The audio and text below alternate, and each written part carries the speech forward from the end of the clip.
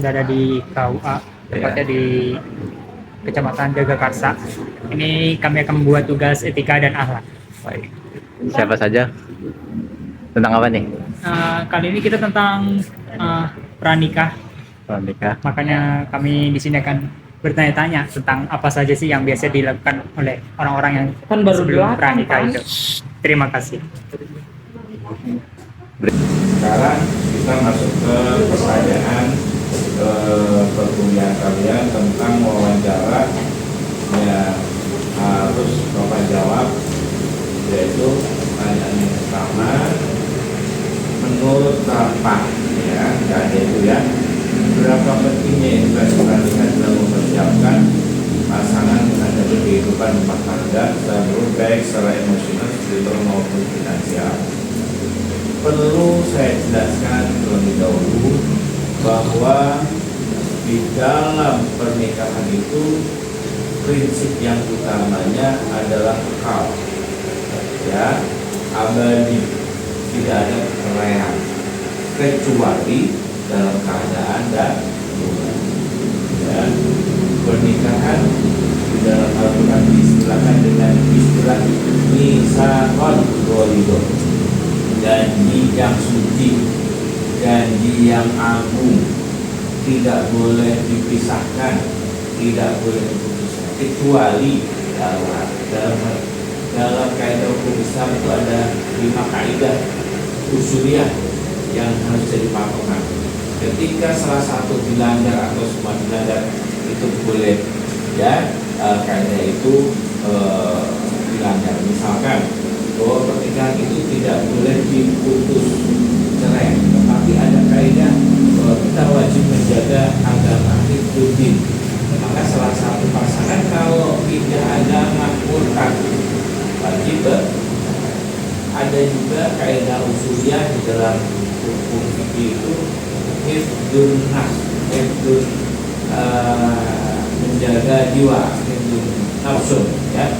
Maka ketika ada pasangan suami istri yang membahayakan pasangannya, misalkan suaminya ringan tangan atau istrinya yang ringan tangan, ada suami yang ringan tangan, ada istri yang ringan, sering ingin membunuh pasangannya, wajib bercerai ya. Itu juga dalam konteks itu kondisi darurat. Kalau nggak darurat, masalah ekonomi ya biasa itu ya. Makanya kalian kuliah itu lama-lama ya, kuliahnya teknik informatika, nanti masalahnya masalah kamu masalah ekonomi ya, wajar aja, nggak nyambung dengan kuliahnya ya. Nah ini gimana biar kamu nggak serius ya. Jadi artinya ya di rumah tangga macam-macam masalahnya, dari masalah perbedaan karakter cara pandang, masalah ekonomi yang kedua nih yang menjadikan banyak pasangan berbeda. Nah, Bapak ingin tampilkan ya data perceraian. Nah, kenapa sih bimbingan perkawinan itu harus wajib dilakukan, terutama orang yang mau nikah.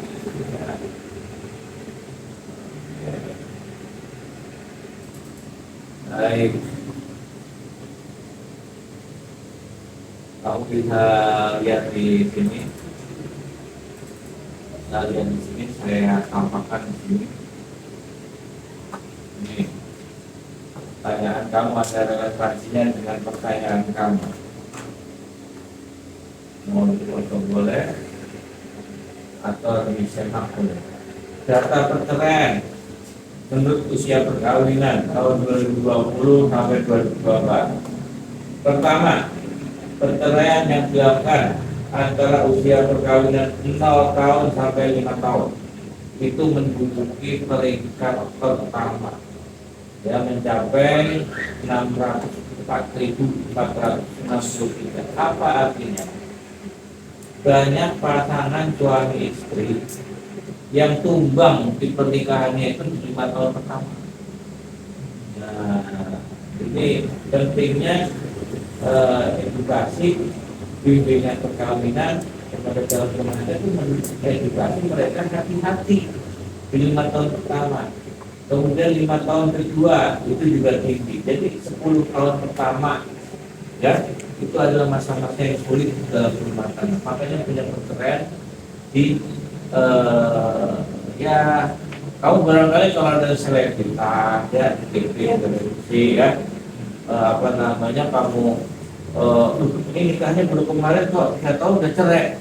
Nah itulah yang saya bilang karena rata-rata mereka tidak mengikuti bimbingan perkawinan, bimbingan persiapan menjalani kehidupan rumah tangga yang sebenarnya.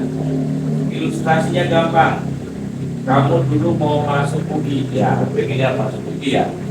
Ya mau masuk apa lagi? Sekolah. Ini ya ikut bimbingan masuk perguruan tinggi enggak? Ya ada yang ikut, ada yang mempersiapkan, ada yang belajar. Ketika kita ini bimbingan supaya kita masuk ke UI, pasti kita benar-benar nyari lembaga bimbingan perkawinan yang kompeten, yang bisa mengantarkan diri masuk ke sana. Nah ini pernikahan loh, ibadah terpanjang, ya sampai akhir hayat. Kok ya coba-coba. Bapak bilang namanya coba-coba. 3 tahun ini namanya coba. Makanya ketika calon pengantin yang mau menikah mulai tahun 2014 Juli sudah ada surat edaran bahwa setiap ya calon pengantin yang mendaftar di KUA wajib mengikuti bimbingan perkawinan.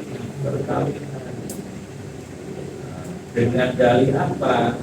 Dengan dalih supaya ya rumah tangganya kekal, rumah tangganya awet. Jadi jawaban Bapak pertanyaan kamu yang pertama bahwa sangat penting banget kalau menurut saya ya, sangat penting dan penting banget gitu ya. Calon suami dan calon istri mengikuti ya bimbingan pranikah. Kalau sekarang namanya bukan pranikah, namanya bimbingan perkawinan. Oh, di situ bimbingan perkawinan bagi calon pengantin untuk membangun kebaktian keluarga. Ini yang pertama, sangat penting ya, baik secara untuk beliau ya, baik emosional, spiritual, dan semua. Karena di bimbingan perkawinan itu nanti akan dibahas tentang aspek-aspek agamanya, politiknya, kemudian manajerial keuangannya, ya, kemudian aspek sosial, aspek sosial masyarakatnya, kita interaksi dengan masyarakat, semuanya sudah akan dibahas. Materi yang kita berikan kepada calon pengantin yang wajib satu mempersiapkan keluarga kami. Kedua,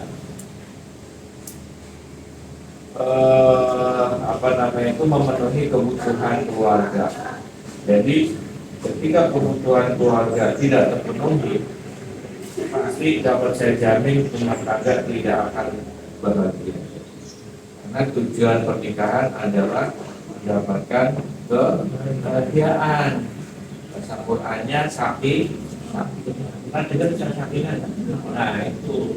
Nah terus kemudian yang ketiga materinya dinamika perkawinan. Ya.